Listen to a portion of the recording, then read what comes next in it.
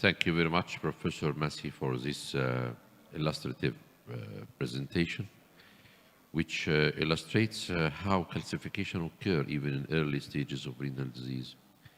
And it paves the way for any anti-calcification therapy, whether in the future or even in the current states. The floor is now open for any question. Is there a question or comment?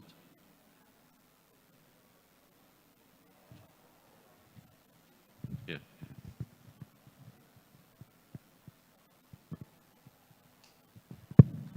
Thank you, Professor Massey. Thank you, Chairperson. We know that statins can induce calcification in the coronary plaque, and there is a calcification score. It depends upon the patient is using statin or not. So how can you explain that statins can prevent calcification or how can help to reduce calcification in patients on hemodialysis or pre-dialysis patients? Thank you. Statin by itself can prevent calcification. We did publish this in animal model. If you start the statin before the initiation of calcification, you can probably block this pathway, bivalvular pathway, and block the calcification. The problem, there are many studies who try to use a statin and establish calcification, either in coronary or aortic calcification. But statin cannot regress the calcification, cannot protect against the calcification. So I think the reason is that we have no trial initiating statin before we start the process of calcification. But at least in animal model, there are protection by statin to prevent the apparition of calcification. But if you have calcification, it would be difficult the statin cannot do too much things.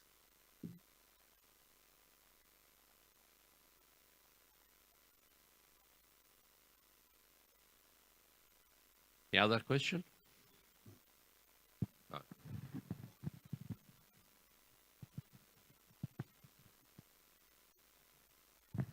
Thank you, Professor Massey, for your elegant presentation. I would like to ask if you have any experience for the use of vitamin K3 in preventing or retarding progression of vascular calcification.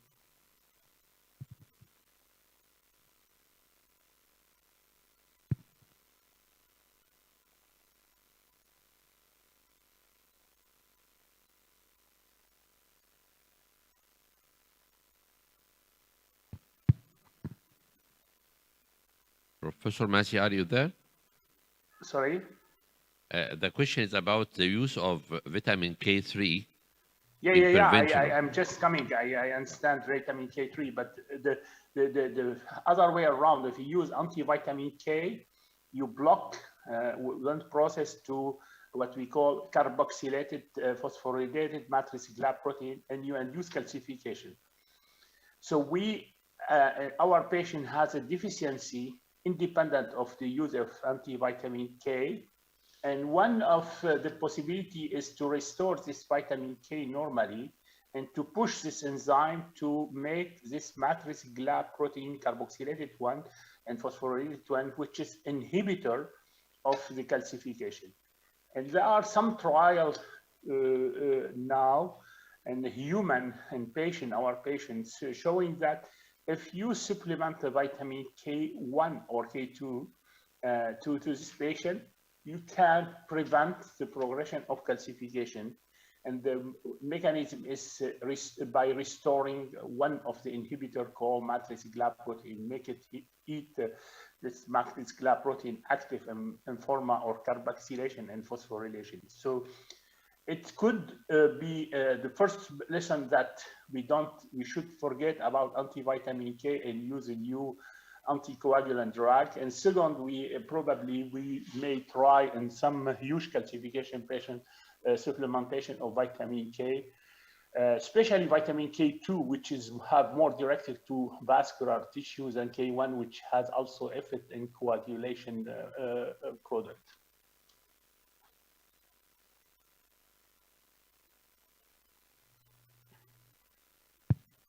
Okay, any other question?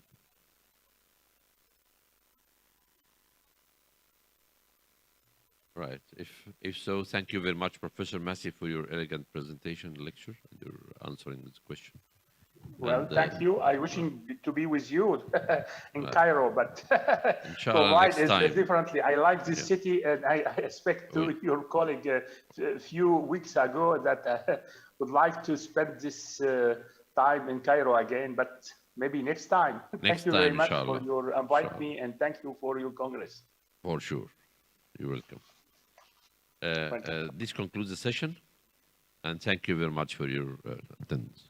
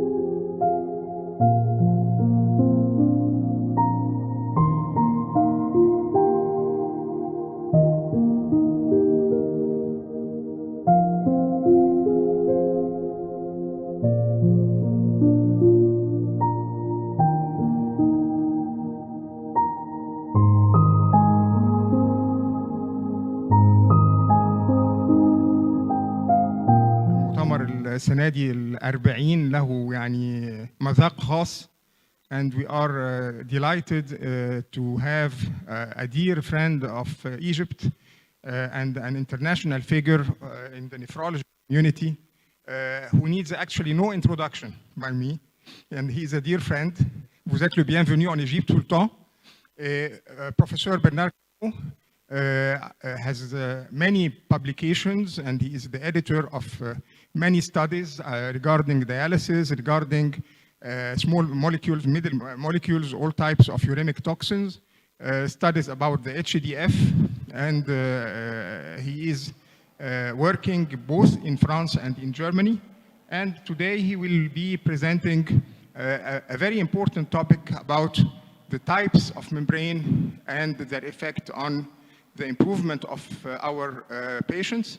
And I think this very important session will be very illustrative and instructive for all of us. Professor Bernard Canaud, s'il vous plaît. Good morning. Thank you very much, Professor Hani Hafez, for the kind introduction and the kind words. So it's my pleasure to talk today, and I will try to keep the time because we are a little bit late. But I'm pleased to talk about the topic, which is not completely new, a membrane. But the point today, I will try to show you that membrane innovation in dialysis can improve the outcome of the patient. So this is the agenda. I would say I will cover some topics of the membrane, and particularly to make the link between the membrane and the outcome.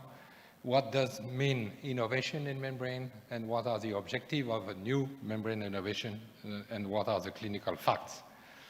So the first aspect is, of course, when we talk about dialysis and membrane, you know that the dialyzer is the center of galaxy, where you see the membrane, the geometry of the dialyzer, and then, of course, depending how you operate the dialyzer, what is the time, or what are the practices, you can have completely different results. But the art of the renal replacement system is started by the membrane.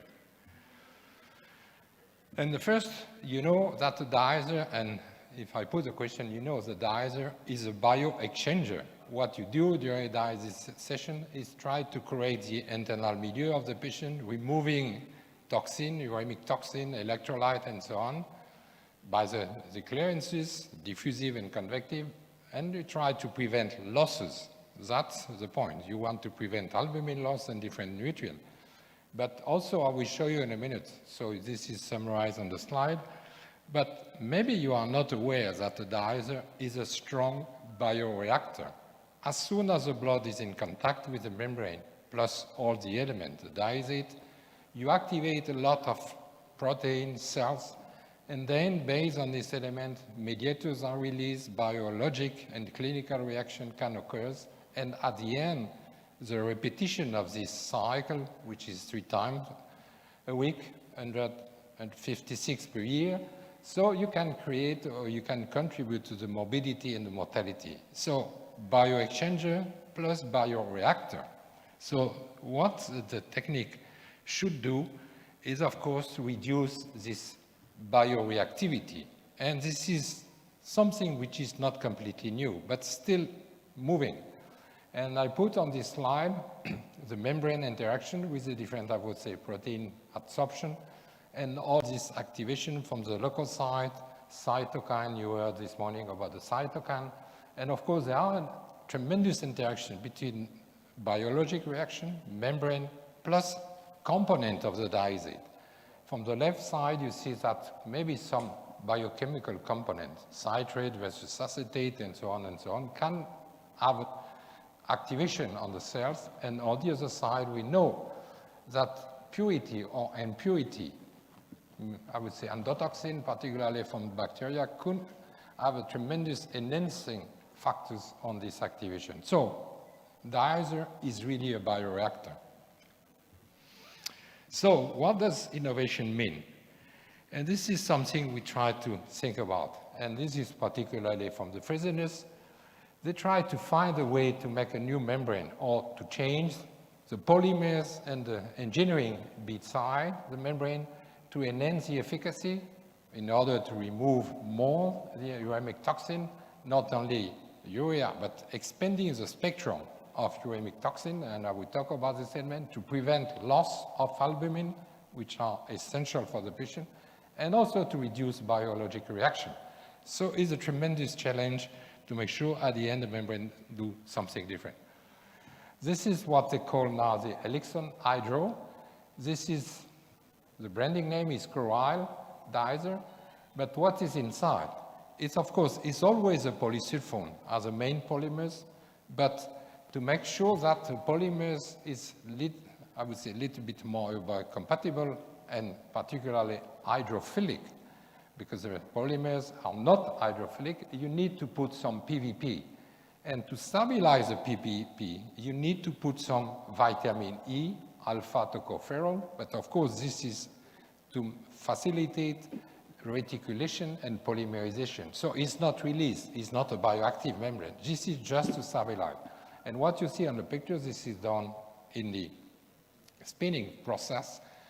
At the end, you get a fiber which is rich in PVP, and particularly the PVP on the surface of the membrane makes the membrane hydrophilic. I will show a lot of data confirming this element. So this is, for example, some, I would say, study, ex vivo study showing that based on this element, if you use human blood, it's not on dialysis patient, if you use human blood and you make recirculation in this process, you see the production of complement factors C3A, C5A, or SC5B9. There is a tremendous reduction as compared to the standard of care was done with the cardiac. So modifying the PVP content, you can change completely the reactivity and particularly the production of complement. I will show more.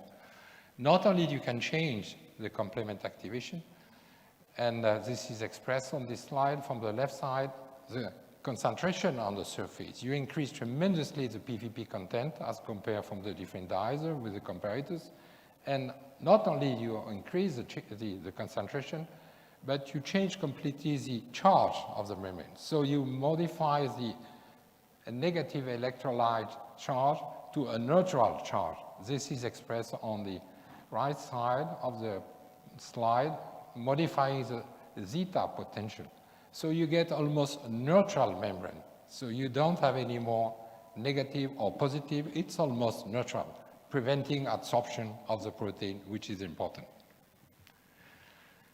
And again, the point, if you put more PVP inside the membrane, you don't want to release the PVP. And this is sort of, I would say, a comparison showing that eluable.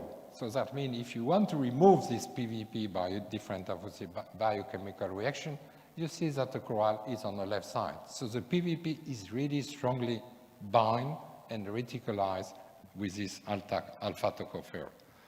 And at the end, what you get is this exactly on this cartoon, where you see the polysulfone. This is a sort of, I would say, hydrophilic concentration. And again, to prevent the protein adsorption, hydrophilicity reduces this interaction between the cells, protein, and the membrane. And of course, you reduce cells and protein activation, I would say. Also, you preserve the membrane permeability. I will show different, I would say, data on this topic. So now the point is to, when we move on the permeability of the membrane, and you want to open a little bit more the membrane, this is a scheme, you know, where you have this in x-axis molecular weight substances for uremic toxin from the lowest to the highest. And you know that we need to get a sort of cutoff point, which is the red line or dotted line for the albumin, like glomerular filtration membrane. You don't want to lose the albumin. But the difficulty in the technology is, of course, to prevent moving too far and to get, I would say, albumin loss. This is expressed by retention outset or the cutoff of the membrane. As an engineering, we would love to have a sort of straight line, but it's very difficult. So you have to be careful when you are playing with this high cutoff or medial cutoff membrane in way of preventing the albumin loss. Now, this is in vivo, and this is a randomized study showing that at the end, the activation of the complement with the three main factors, initial C3A, C5A, C5B9, you see that over the time, 4 hours diazysation or hemodiafetation don't make any difference. The new membrane, the coral, which is with a red dot, is always lowest. It's not almost zero, but it's close to zero. So it's again, perfectly, I would say, and understandable that there are still some minimal reaction or minimal production of complement. But again, the second aspect is, of course, on this slide.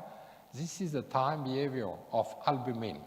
And if you look on the left part of the slide and to the right, you see that albumin sieving coefficient, the way of calculating the albumin loss with the coral, this is almost neutral. So you don't have, I would say, albumin loss in a regular way of fusing as compared to different diazer. And again, showing that middle cutoff membrane or superflux are a little bit more exposed to albumin loss. But again, you have to understand that the albumin loss is not the same over the diazysation. Albumin loss occurs within the first hour of dialysis. So you need to be careful. And again, just confirming that albumin is prevented. So what are the objectives now? And as you know, when you do dialysis, it's not just to play with the dialyzer. And you need to cover what we call hemodialysis adequacy. So you need to fit the patient needs, patient tolerance, and what you want to do with the diet. So I don't want to go in the puzzle of this system, but focusing on some uremic toxin, you want to remove and expand the spectrum of uremic toxin. You want to reduce inflammation, oxidative stress, and you heard from Professor Massey that it's very important for the vascular calcification too, and you want to improve some of this biomarker. Now, again, as a nephrologist, the point is not to have a dialyzer. When you do a dialysis session, you start from the left side of the slide and you move to the right side. So again, you want to take performances of the dialyzer and you put in a sort of, I would say, body clearances, solute fluxes, and solute mass transfer. So at the end, the clinical performances is not just reflecting the dialyzer performances. Everything on the bottom are very important. Operating condition, treatment time, blood flow, and so on. I don't want to go on this detail, but again, when you make an assessment of the dialyzer, think about this element. It's not just nominal performances from the dialyzer, it's what you get on the other side by your practices. And again, I will select a few elements. CAT-V. I'm not fan of the CAT-V. I'm not a US nephrologist, but still, If you consider the KT over V, or the KT, I will show you, and particularly if you use a sort of embedded, I would say, tools which are in a machine, OCM, so online clearance measurement, which is part of the machine, so it's free. You don't make any assessment. So that means based on these tools, you can have a continuous control of what you are doing. So the point is, of course, you change the medical feeling as a physician to a quantitative measurement, which is measurable. So this is a way to transform something which is really a quality control tool. This is not adequacy, but this is what you do and what you know to check over the different sessions. And this is fantastic study from Spain, Manuel. They use this KT, not KT over V, because V is calculated, but the K is measured, the T is measured. So what they do is they calculate the product of this KT, and as shown on this slide, this is a large 6,000 prevalent diabetes patients, so it's not a marginal study. You see that more you provide KT, and if the target, the minimum is 49 liters per session, if you go to 64, you see that you reduce mortality by almost 50%. Same for the mobility. If you look on the same study, you reduce hospitalization by almost 50%. So increasing dialysis dose on the very simple parameters, KT, is a tremendous way of improving the outcome of the patient. This is one aspect, small molecular substances. But of course, we know that it's not the story. And this is from Rosner, recent overview. And what they show, from the top to the bottom, this is the molecular weight of the substances that we want to remove. And on the left side, I put the different renal replacement therapy option. And what you see from the right part of the slide, if you want to remove large or larger molecular weight substances, you need to move to convective therapy. This is the only way to remove substances. So you need to apply convection. This is the only way to remove large and middle molecular substances. And again, in that case, you need to be very careful because not all the membrane do the same. And this is a study comparing, I would say, two types of membrane with two volumes of convective, 20, 30 liters, and the polysulfone versus polyamide. I don't want to go into detail, but what you see, kinetic of albumin leakage, as I mentioned, is occurring within 60 minutes, but tremendous differences between the type of membrane, meaning that at the end, if you want to do convective volume, which is fine, need to be very careful about the membrane use. Not all the membrane are fitting with this target. And again, this is a Portier study, interesting. I will show in a minute. He compared almost 50 or 20 diazer. And a good point in this slide and study, two parts. On the left side, you get efficacy or efficiency. This is % reduction of different molecular weight substances. And in that case, it's a beta-2M and myoglobulin. Beta-2M is 12 kilodalton. Myoglobulin is 18 kilodalton. And you see that increasing the convective volume increase the % reduction almost to 90%. This is the efficacy. But on the right side, look what's happened with the albumin. So the risk is to increase albumin loss. But the risk is not just the safety concern or safety issue. The point is to make sure at the end you don't get this high level of albumin loss up to 15 grams a session. This is a risk. And the risk is not, again, to the hemodiafiltration. The risk is clearly due to the membrane. Again, I don't want to select, but in the papers you can find 20 diazer. You have different, I would say, kinetics. You see the different kinetics? So meaning that if you want to increase the convective volume or if you want to increase the convective action, select the right membrane. Not all the membrane do the same in terms of albumin loss. Look, some membrane are losing up to 20 grams a session. If you do that 3 times a week, just remember the nephrotic syndrome is 3 grams a week, okay? So this is 60 grams a week. And again, from Manuel, and I like this concept, he developed I don't want to say the concept is applicable in a clinics. This is for clinical research. He developed the concept of global removal score. If you look on the equation, you have from small to high molecular weight substances, so from 60 to almost 50 kilodalton, plus the factors which is albumin. And then he compares the different diazer. And again, you see from left side to the right side, the global removal score gets almost 50 to 60%. So if you just say different diazer, you have some performances for the same time showing that at the end you can use hemodiafetation. Hemodiafetation is, or the convective action is always on the top. But the point is, of course, now need to be applicable and to see what we do in a clinical reality. So what are the outcomes that we can expect?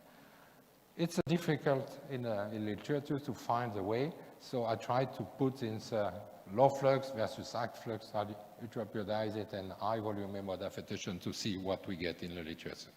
So starting from the origin, and you remember the EMO study was a little bit disappointing from the category, but still on the high flux, they show that using high flux with reuse of the membrane, which is also another process, they improve the survival, not initially, but after 2 years. So that means increasing removal of large molecular weight substances. If you see the category, the clearances of the beta-2M is only 34 milliliters per minute. It's not tremendous, but still you have a beneficial effect on the patient. Now, the European did this MPO study, and the same story occurs. So, left side is albumin, hypoalbuminic patient, on right side diabetic patient. So the high flux membrane, single use, was beneficial in terms of high fragile patient, but not sufficient. But what we learn from this different study is the role of beta-2M. And I'm pointing this beta-2M as a fantastic biomarker. From the EMO study, if you look 27 milligrams per session, more you increase beta-2M, almost 6 milligrams increase, get almost 11% mortality higher. So if you get your patient close to 50 milligrams per liter, you see that the mortality is increased by 60%. So the beta-2M is a nice marker for efficiency, for inflammation, and biocompatibility. I will show you in a minute. Now, what we learned, and this is also a fantastic study from Romiliotti, they look inside the literature, so systematic reviewing, I don't know, the 50 or 60 studies, and what they show, high flux hemodialysis is associated with an increase of beta-2M clearances. This is clear. We move from almost 0 to about 50 milliliters per minute. Now, if you apply the hemodiafetation, you increase by almost 100%. So for the same membrane, applying this convective action, you can multiply by 2 clearances. And again, same study showing that hemodiafetation remove almost 150 milligrams per session of beta-2M. It's not efficient, but it's much better than nothing. Normally, we should remove 180 to 200 milligrams per session to make sure that we get something positive for the patient. Again, this is just comparing, I would say, high flux, 4 hours, 8 hours, hemodiafetation, 4 hours, 8 hours. And what you see, and I put that in the highlight blue, 8 hours high flux hemodialysis is equivalent to 4 hours hemodiafetation in terms of beta-2M removal. Of course, if you want to move to nocturnal hemodiafetation, you can up to 200 milligrams of beta-2M. So we know, and the Japanese and confirm this element from the DOPS, that the target of the beta-2M today, before dialysis, is close to 23, 25 milligrams. You remember the beta-2M of DMO? If you move up to 35, you see the mortality increase by 30%. So this is, and that implemented in a Japanese, I would say, registration. I close this chapter of the efficiency. I move to the bioreactor. What we learn, and this is fantastic, I would say, review from Populars, from Netherlands, the role of complement. As I mentioned, we are not facing the low flux or the tryptophan membrane where we have this tremendous activation of complement. But still, with polysulfone or the new polymer membrane, we have a small remaining, I would say, complement activation. It's activated by the membrane, this is a part of the diazide component, but still at the end, the complement activation is linked, or I would say enhanced by the inflammation. So there is a sort of network interaction between inflammation, oxidative stress, and complement. And what we learn, and this is also from a new study from cardiology study, not from the nephrology, the hypertension, that low-grade complement activation is part of the cardiovascular risk. So apart from the pressure about the sodium, we know that now the cardiologists recognize that complement is part of the cardiovascular risk. And still, same story. This is a new membrane, as I mentioned, is a way to reduce this complement. You show this is part of the different ex vivo or in vivo study. And the study from Populars, which was reported 5 or 6 years ago, shows that at the end, if you compare different type of, I would say, membrane diazer using different biomarkers from the complement, C3, C5, or the mannose lactose or lectin, you will see in a minute what is the risk. And if you compare the different elements, again, depending on the level, and this is in disease population, depending on the level of this mannose binding lectin, you have a tremendous, I would say, differentiation between all-cause mortality and a cardiovascular mortality. So we know that, again, we have to look on this complement to reduce mortality in our patient. So what is the take-home message?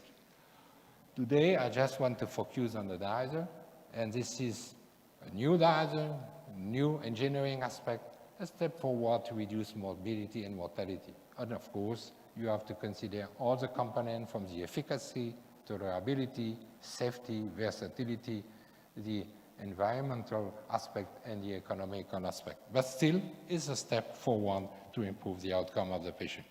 Don't forget practices, don't forget playing with the time, with the blood flow, with the sterility, and then you will improve the outcome of your patient. Thank you very much for your kind attention.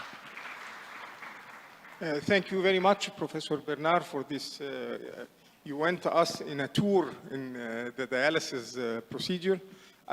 Could I start by asking you, I know you have a big studies regarding the indoxyl sulfate and the cresol and all the inflammatory markers, how they are affected in these different types of membranes.